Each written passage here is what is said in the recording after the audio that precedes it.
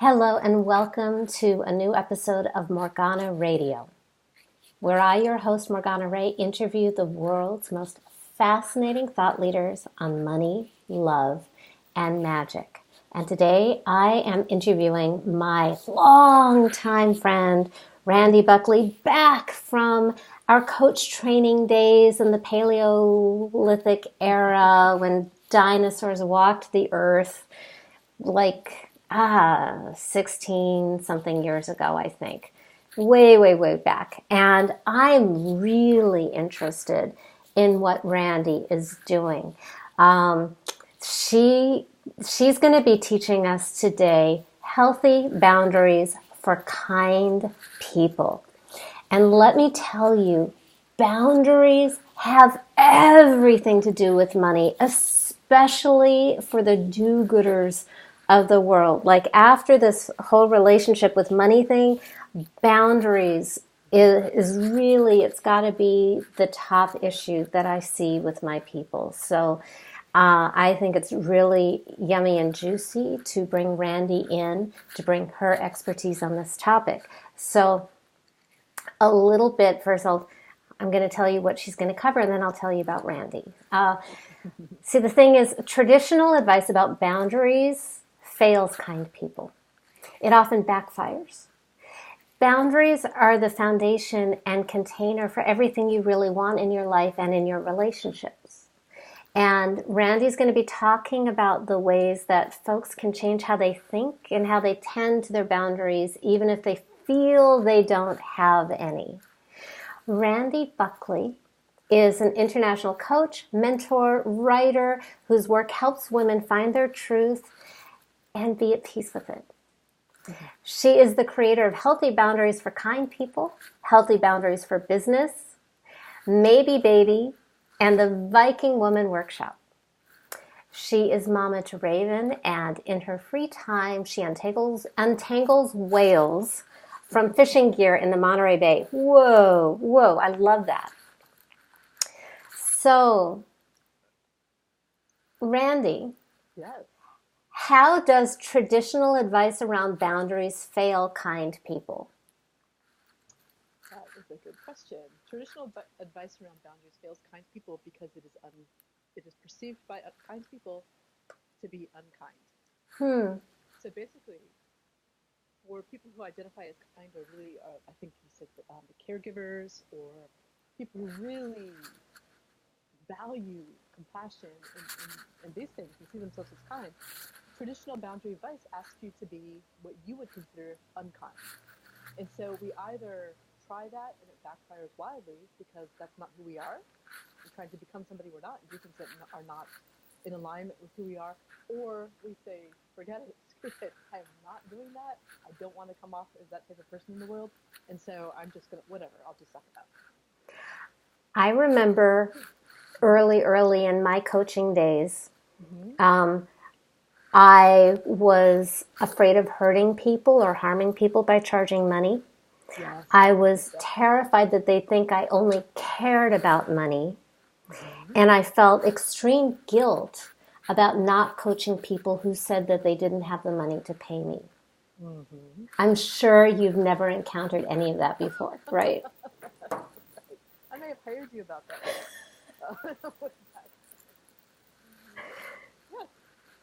So isn't that common? And really, I'm perhaps jumping ahead a little bit, but when I talk to clients, because guilt comes up in boundaries in general, and wildly so around money, the guilt doesn't serve anybody. It doesn't actually change anything. So if it's not of service, what's the point? So let's find something that is of service instead. Ooh, that's a really nice sound bite. If it's not of service, what's the point? Right. If it's not serving you, it's not serving them. I think a lot of people take on undue suffering in the form of guilt or trying to do penance for something that's not going to change. It won't change the situation. Except it's almost like this debt of guilt that we're trying to pay, which is creating this debt, which is not helping either. So What's the solution? What do our weak boundaries cost us? Mm-hmm. And how do we fix it in a way that feels kind? That is a good question. A weak boundary costs us lots of things. In the case of relationships or business, it's also a very good sign that you might want to look at your boundaries is if you feel resentment. If you feel resentment, overwhelmed, taken advantage of, not being valued or appreciated, that's a pretty good sign that your boundaries, there's something going on. So if you're feeling any of that, it means that those boundaries need some love and they need some tending. So what do you do instead? That's a really good question. Kind people need to have boundaries that honor their kindness. And so what I suggest is you look at what you value. Okay, and I have several different analogies and metaphors that I use, but I look at it almost as, can I just jump to this? Mm-hmm. Okay, you interrupt me at any point because I can go a little crazy with it. I look at boundaries are like a garden. Okay, if you think of the perimeter of a garden, that's like the garden gate. And if you think of yourself in the middle, you're in the middle of the garden. There are concentric circles, which are layers in your garden. Each layer is a value, something that you hold dear. And the closer those layers get into you, those are the more important values, those that you have you just really covet in value. You value the values. The perimeter is the garden gate. I call that the bottom line.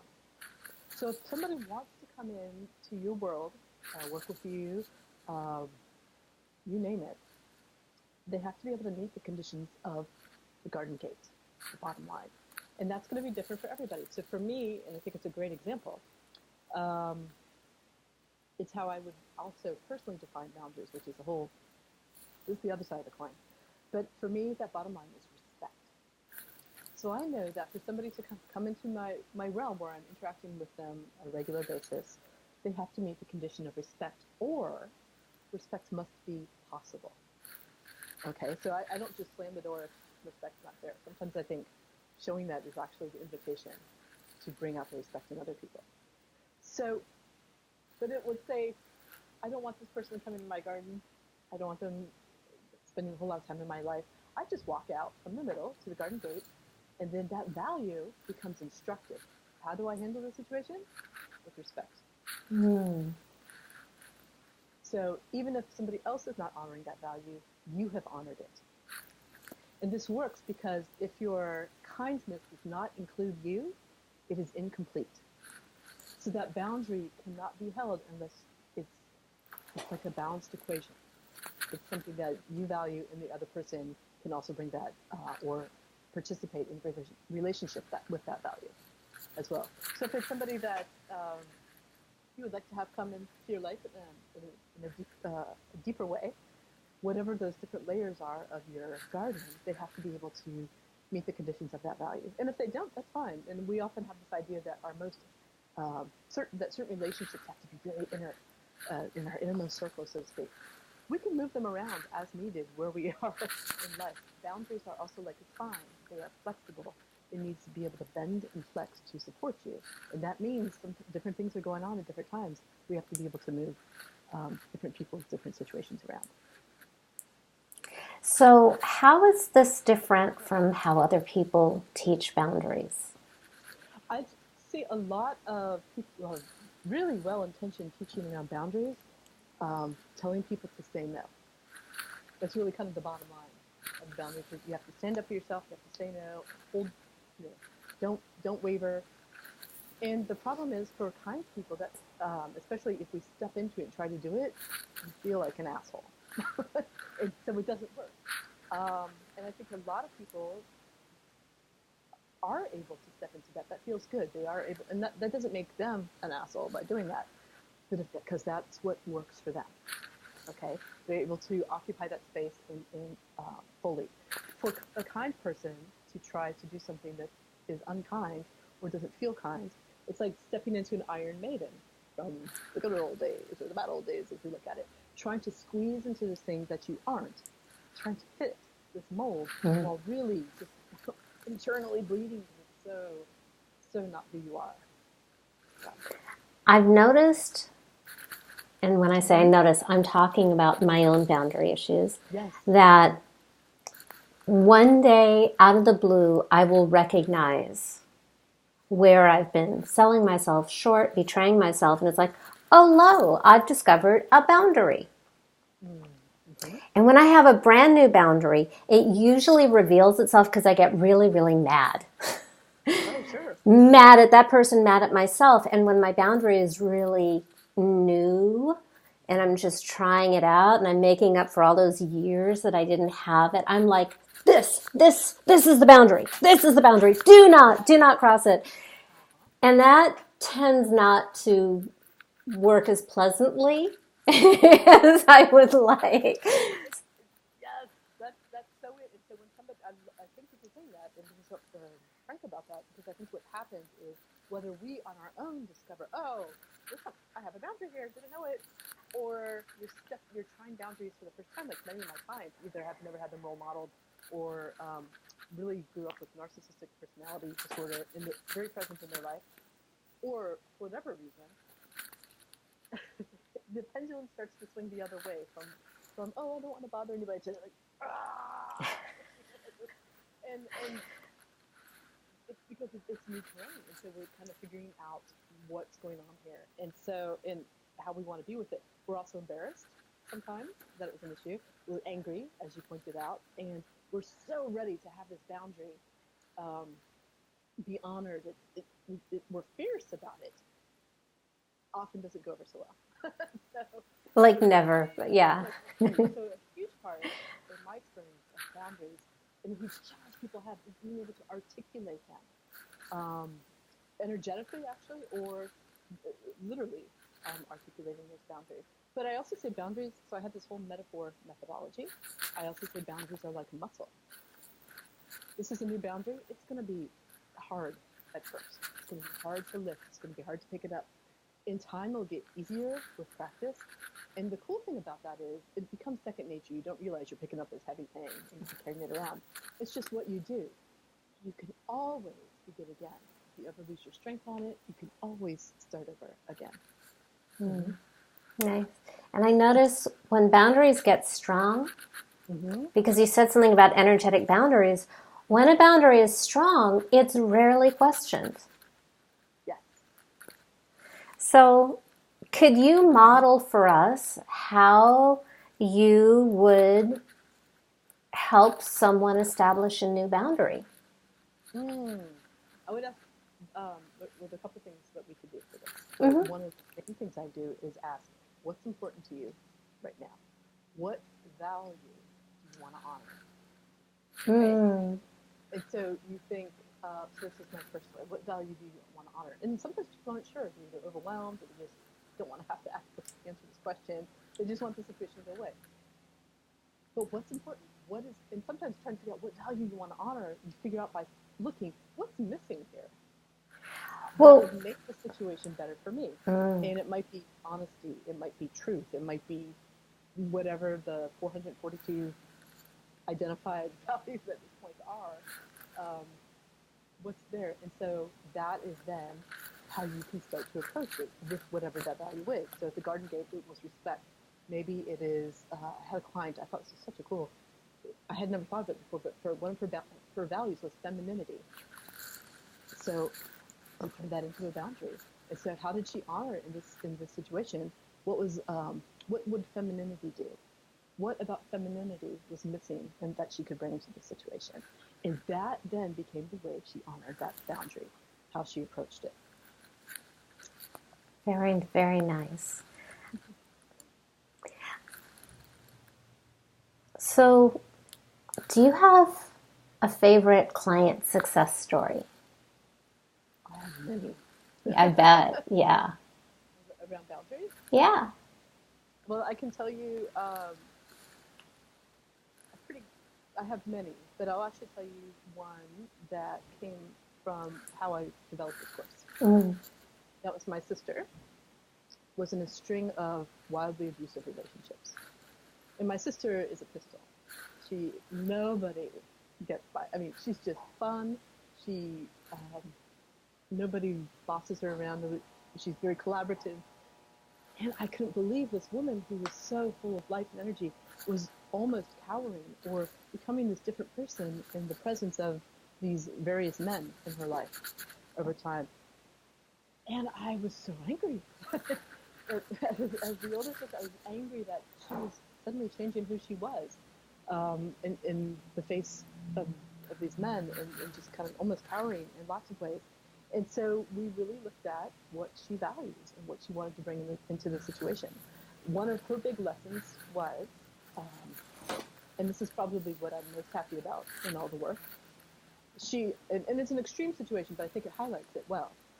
She had a restraining order against a partner, and that person kept texting her, and she would text back, and she said, "Please stop texting me. You're not supposed to do this." And text back, and he would text, and all in lots of different situations. But ultimately, I said, "Listen, you're not honoring your boundaries, so nobody else is going to. As long as you keep engaging this person, almost kind of taking the bait in a way, they're going to keep doing it." And she said, "But I told him not to text back." I said, "Well, act like you mean it." And so that actually became a pivotal point for the resolving and dissolving that relationship. But it wasn't. That was a small but really powerful way for her to take back her power. Mm. Oh, that's deep. I probably should have asked you this at the beginning, but it just occurred to me now. Because, we have some of the same background in coach training, and then you developed this gem, which is your own. Yes. So what's the story behind becoming the boundary queen? What's the story behind the boundary queen? Well, first of all, thank you for the title. I think that was the coronation right there. What's the story? It really goes back to my parents, I think. I have parents who have, and I was lucky, wildly good boundaries. My dad is a former Navy SEAL. He actually didn't have to say a whole lot. And not that because he was acting like a jerk or bossing people around. His presence often indicated his boundaries. And so that was really cool for me to see and just kind of know who you are as a person, that you can walk into a situation because you know what your outs are. You can literally that you can leave the situation, but you also know who you are, what you value, consequently how you will handle any given situation. So that, and then seeing my sister go through this string of abusive relationships really forged this for me in a really powerful way. And then I thought my clients, Morgana, super nice, kind people, had craft boundaries, and it was really, really hard, and it wasn't allowing them to be the people they wanted to be in the world. Mm-hmm.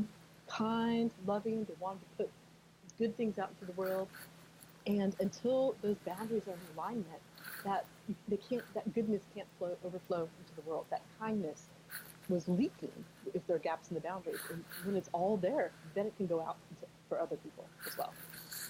Beautiful. I've noticed, because I think my top value is probably love. And I'm really, the more deeper I go into this whole topic of boundaries, the more I believe that love is not really possible without strong boundaries. What you have instead is more like hostage taking. Oh, that's a good, yes. Yeah. Yes. And it comes the flip side of that for me, and I think you're right, is if a relationship does not honor or cannot live with boundaries, it cannot honor or live with respect. And I think love could easily be put into this. And I mean that as love as a verb. That is to have those boundaries in place is an act of love for you and for another person, because that really says we're willing to give this shape and infrastructure. The boundaries become the container for that relationship. And I'm really enjoying this dialogue. And boundaries are first and foremost self-love. And how can you have love for others without feeding your self-love first? Boundaries make a huge difference. Absolutely. And so that's something we often think about boundaries outside of ourselves with other people. And just to go back to your very first question, I think this tags on, as you can see, get a little excited about talking about this. And by the way, those of you listening on iTunes, this is all being video recorded, so you can actually see us getting excited and wide-eyed and animated at the videos posted at morganaradio.com, as well as like all of Randi's information and a gift that she has that we'll be getting into next. But go on, what were you getting excited about? So just to tag back Yeah. back into the first question you asked me, often I think traditional boundary advice is about what you keep out of your life. Don't cross this line, don't come in. It's about keeping things out, putting your hand up, cross the hand type of thing. I see boundaries as what you want to cultivate inside. It's how you want to curate your life. And there are, I talked about the layers of the garden. We also have a house analogy, the different rooms of your house. But we also, back to what you just asked me, we also look at boundaries with ourselves. And so we often think about boundaries as just being in relationship to other people or other things or other energies like money. And it also has to do with our relationship, our internal relationship with time, with sleep, with how we take care of ourselves. All of these things, whether we're sending emails at 3 a.m., if that's an unnatural thing for us. But what's so cool about this, and I guess I'm saying that a lot, I feel like there are a lot of cool things, it's also, this infrastructure is also like a spider web, okay? It's all connected. So even if you feel like, oh, my boundaries are crap all over my life, if one part of the web gets a little tug or a little pull, meaning you've repaired some boundaries here or cultivated some, everything else just got slightly more pulled into alignment. Nice.